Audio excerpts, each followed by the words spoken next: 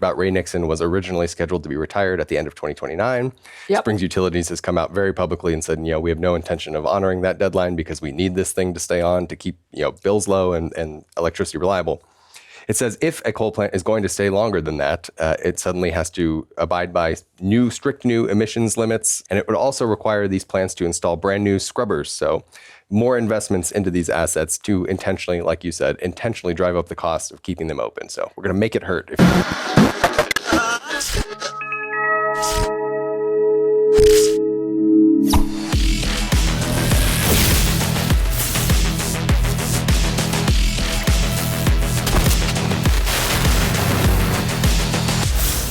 All right, ladies and gentlemen, welcome back to another episode of PowerGab, your go-to show for all things energy and environmental policy here in the state of Colorado. I'm Jake Fogleman, joined as always by my co-host Amy Cooke.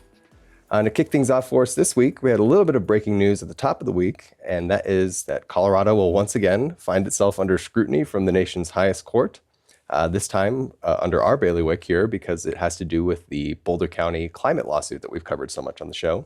The justices will hear the lawsuit that Boulder County filed against Suncor and Exxon, attempting to hold them financially liable for the costs of climate change and the damages that Boulder alleges that it has suffered as a result of climate change, including floods and wildfires and all the like.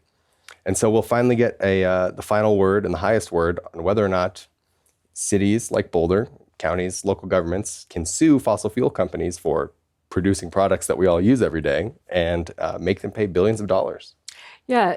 So there are 60 odd lawsuits like this around the country. And so it's really important that the Supreme Court took up the one in Boulder. And we've been writing about this. When was it first? 2018? 2018.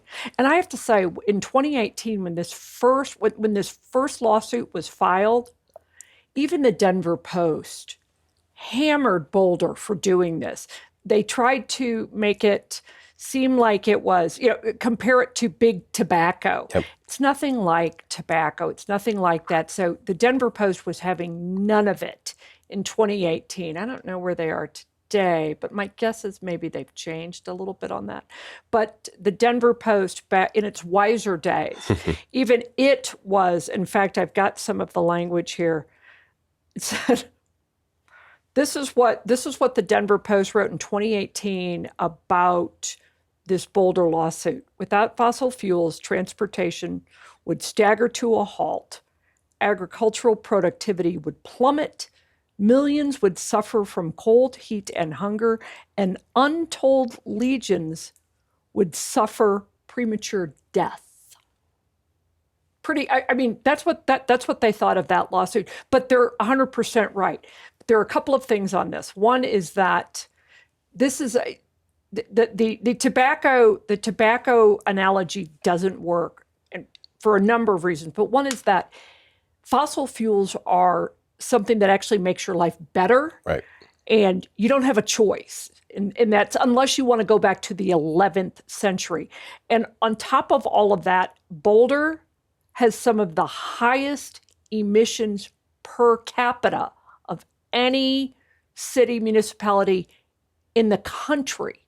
So the fact that they are suing Suncor and Exxon, it's more of to balance their own budget, but it's almost as if it's self-flagellation. Like they've got to pay a penance for their use of fossil fuels, which of course has built the city of Boulder and the county of Boulder into what it is today. But I think, Jake, my favorite out of all of this were the dissenters, the two justices that dissented when the case went to the state Supreme Court, went to Colorado State Supreme Court, where they said, yes, you can proceed with this lawsuit. But there were two justices that dissented.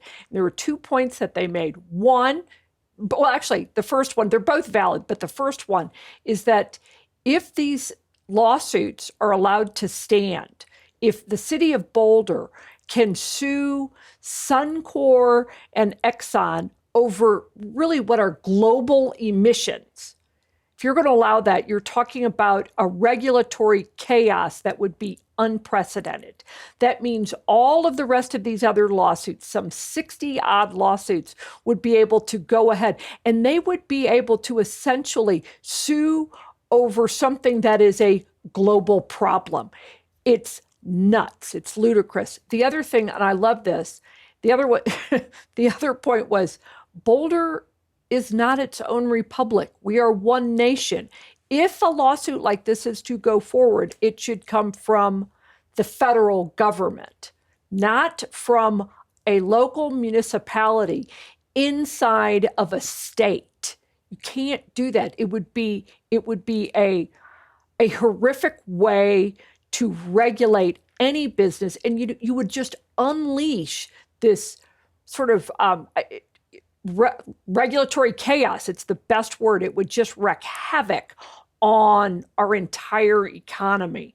So I love the fact that the Supreme Court has taken this up and that Boulder, yep, you're going to be in the spotlight. And I don't make it a habit of guessing how the Supreme Court's going to come down, but in this case, I think that there's a Boulder smackdown coming.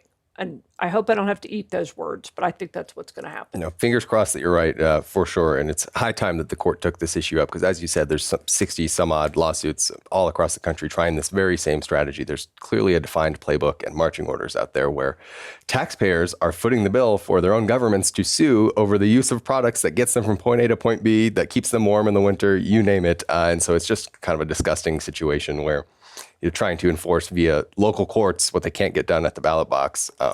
And so it is high time, I think, for the court to put an end to that strategy. I'm also wondering, too, so Boulder has this net zero by 2035. I mean, just wrap your minds around that. In 10 years, Boulder is supposed to be at net zero emissions. Do they want that money to buy RECs? Could be. Which are renewable energy credits that they can then claim that they're net zero because they've paid somebody else to essentially, they paid for a wind farm in Wyoming. It's like back in the day during the Civil War when wealthy people could pay a poorer family for their, have the poor family send their son to war. You, honey, stay here. We'll pay them. It's paying for that. We're going to keep polluting, but we're going to pay somebody else to help pay for our sins. Yeah.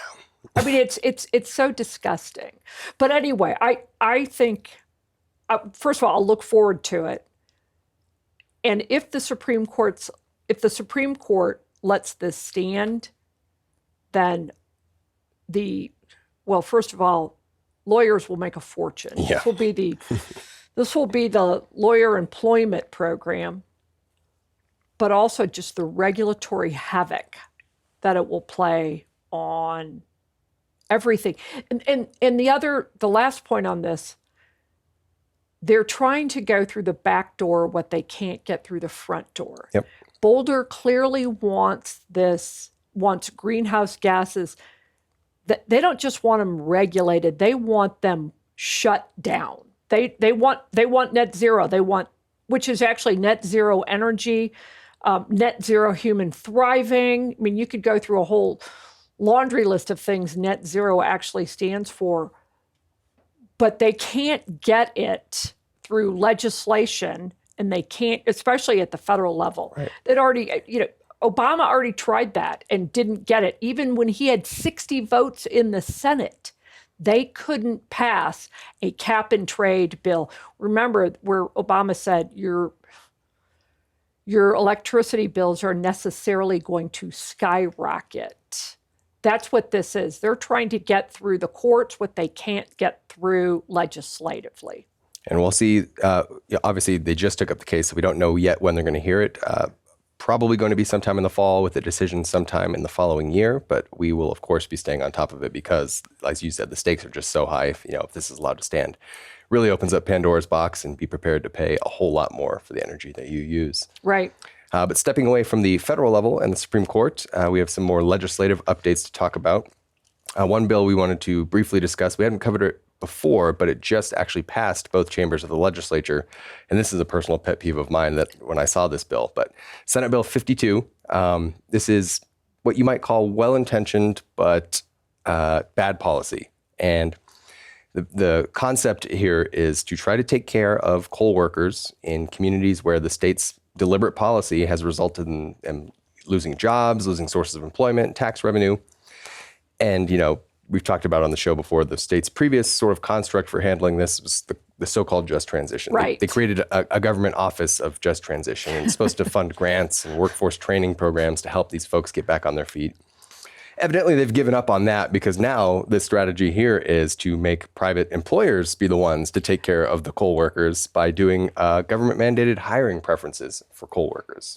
It's so Orwellian, isn't it? The office of just transition.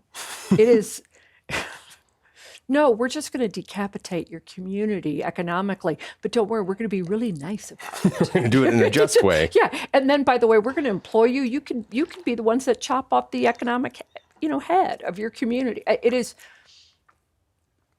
so insidious. So to your point, government creates the problem. Then they come up with the Office of Just Transition, and then they force private business to solve the problem they created. That's right. It's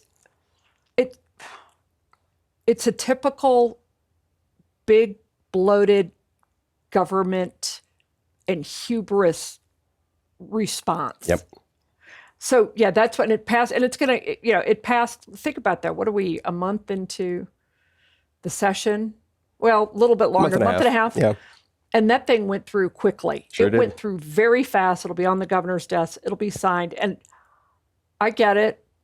I'm with you. It's well-intentioned, but the just transition was never just. It is so unjust. It's economic injustice. So if you hear something is part of the just transition, know that somebody's getting screwed. Yeah, put your Orwellian hackles up, because that's exactly right. what that is. And Your hubris is radar. the perfect word, because it is central planning all the way down. As we, by government diktat, decided that you're not allowed to have that industry anymore. It will close by this date. Then suddenly there's dispossessed workers. What are we going to do with them? Well, we'll centrally plan that private employers will take care of them. And so it's just one of those things that is right in my wheelhouse of directly tailored to make me angry when I see a bill, and that's what we have. And that's true, because he emailed me right away. I sure did. And I think it was on like a Friday or a Saturday it too. was like late. It was like, I'm angry about this one. We have to talk about it. But Okay, yeah. So that's a Jake favorite. that's right. That is exactly right. Another bill that has not yet been heard for committee, so we don't know where it's going to go just yet, but still nevertheless is worth talking about, is House Bill 1226. This is a Sierra Club bill that you might call undermining the Trump administration, or at least partially undermining the Trump administration. Yeah. And all what it really is doing everything in its power to prevent coal plants from staying longer than what these environmental groups thought that they thought they had gotten rid of coal once and for all. And now that reality turns out isn't so convenient, and reliability is really important, and utilities are starting to say, hey, maybe those coal units were pretty useful after all. Right. Now they want to introduce a bill to make that prohibitively expensive to keep them open. That's right. That's it. No, that House Bill 1226. Look it up. Well, we'll drop it in the show notes, so you won't even have to. But this is directed specifically at Comanche 2 and 3 and Craig, because it's coal-fired power, and it's for utilities serving over 500,000 customers. Who's that?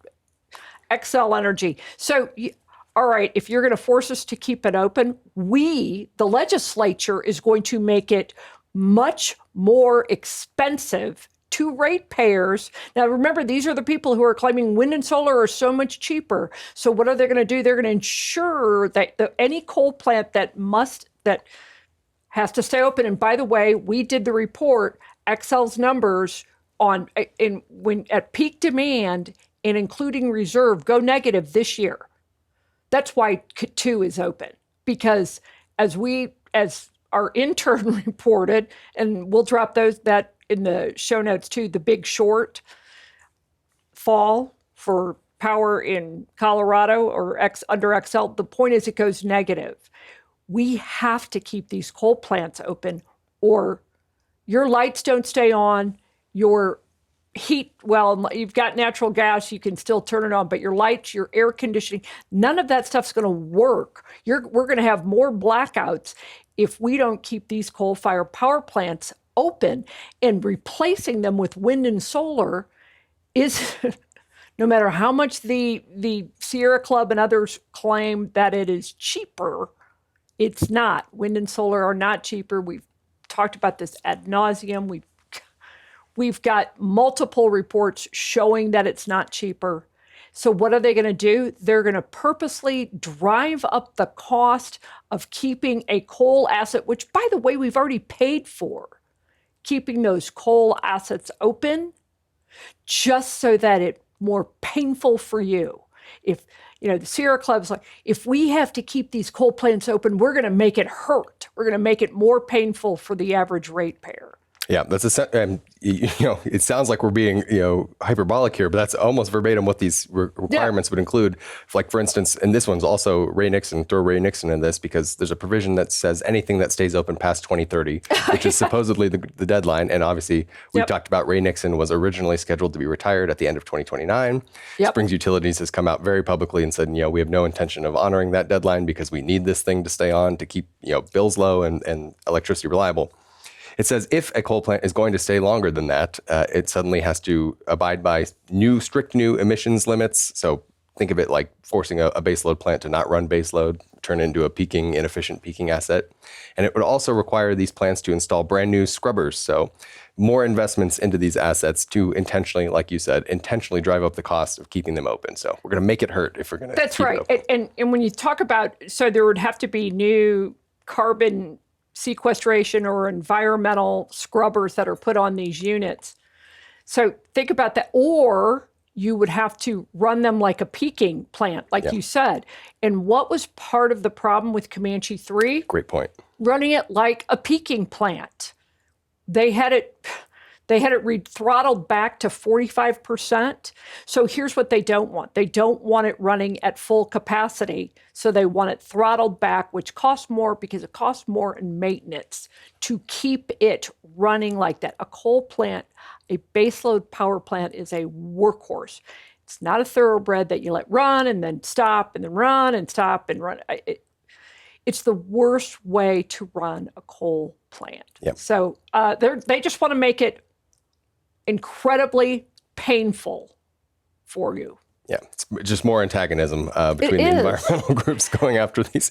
Despite what the utilities say, despite what the Department of Energy says, the Sierra Club knows best. Despite what ratepayers think. Yeah. And also, there's also a whole national security component to all of this as well, because we have military installations in southern Colorado. Ray Nixon, for instance, serves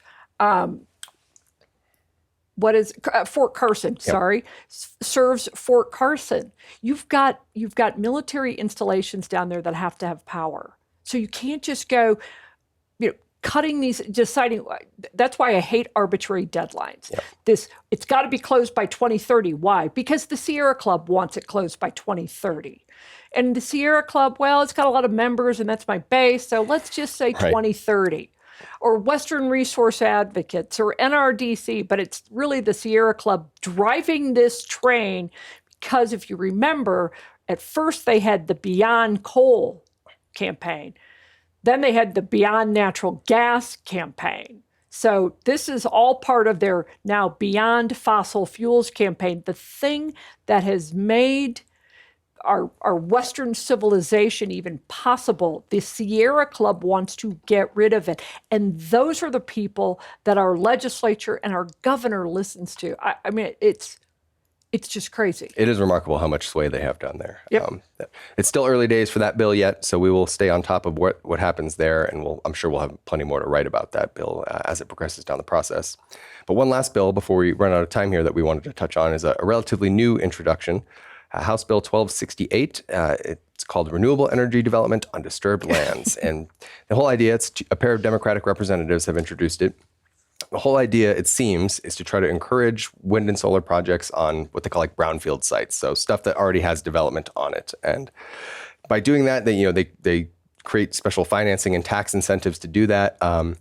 One thing that really caught my eye when I was digging through sort of the bones of this bill is they invent an entirely new category for energy projects. And so I was just curious, like what they would consider as meeting, a brownfield development, because we've talked about, coal to nuclear transitions. Right. That's a brownfield energy project. And I thought, that's interesting that maybe they're supporting that. Not so fast.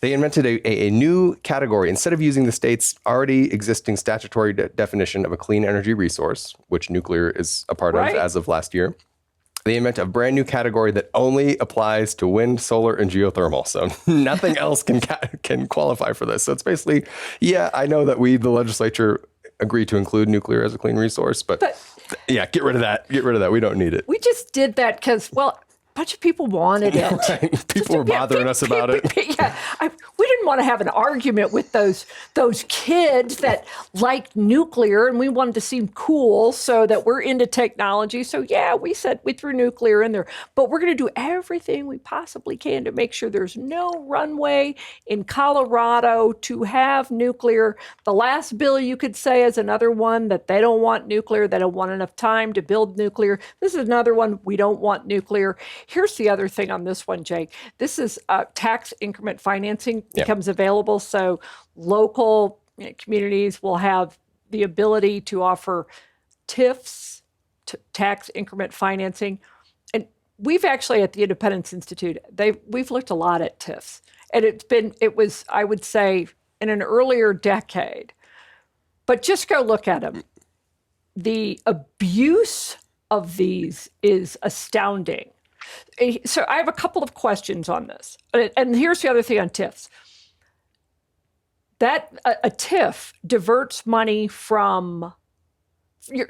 property taxes, those funds from property taxes that are used to fund schools and local services. That money gets diverted to a TIF. So or to a different project. So here's what could potentially happen.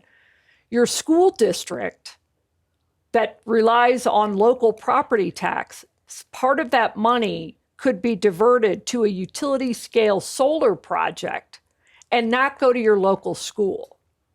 That's the kind of that's what that mechanism, that TIF mechanism allows for. So we're going to divert more money from local education, and then the state's going to bitch about the fact that they have to pick up more of the burden, because they do this all the time, more of the burden of K-12 education. And why? Because, the legislature is allowing tax increment financing for solar projects. And here's the other, on all of that, the point I want to make.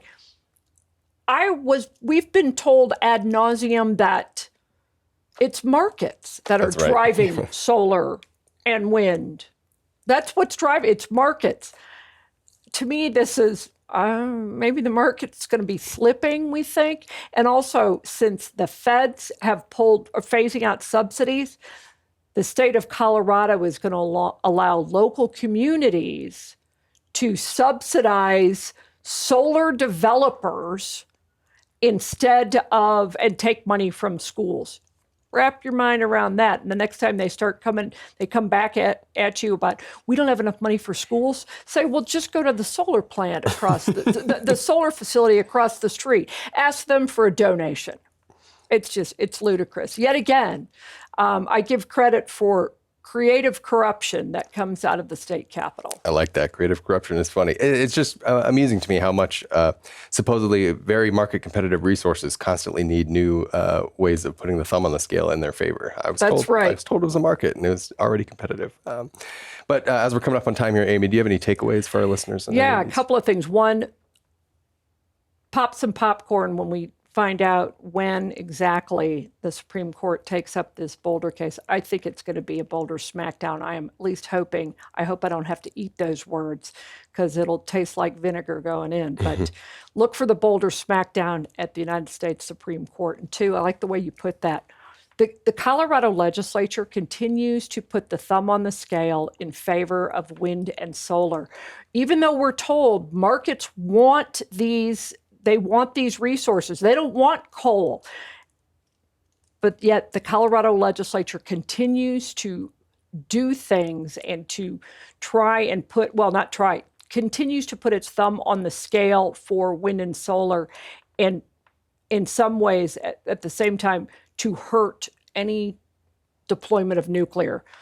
And then 3, nothing has changed to convince me that you shouldn't firm your own grid. So make sure you get a generator, get a couple if you need to. In fact, you have an opportunity to win this bad boy right here. The Predator Super Quiet Inverter, 2,000 max starting watts, 1,600 running watts. I've been going through some of the comments, and I'll just paraphrase one that was one of my favorites. It said, "Thanks, Jake and Amy." Very clever. So here's how you can win this beauty. Go to the show, go to our shows, powergab.org. You'll find all of the shows. Drop a comment in the shows beginning at the start of the year, and we're going to take it to the end of the legislative session. I am going through and sharing with Jake some of what I think are my favorite comments. And sometimes what I really like is somebody makes a comment and then somebody else replies, and the two together are hilarious. So I've pulled both of those, and we'll share some more with you either next week or the following week.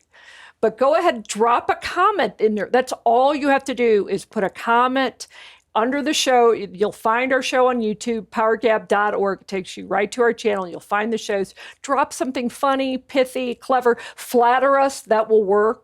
That, we get to pick, so, it's up to us. And then at the end of the legislative session, we're gonna whittle all of these down, and we'll let you all vote on your favorite. And then that lucky person's going to win this beauty. So it's easy. Easy. Keep following those comments, folks, and we'll help you, hopefully, whoever wins, help you firm your own grid, like Amy always says. But that does it for us on another episode here of PowerGab. If folks like what they saw, they can head over to powergab.org to check out all those videos where they can leave those comments. We're also available wherever you get your audio shows, whether that's Spotify or Apple Podcasts. And if you'd like to reach out to us to suggest future show topics or guests you'd like to see us interview, you can send those our way at info@powergab.org. We always love hearing from you guys. But until next week, we'll see you.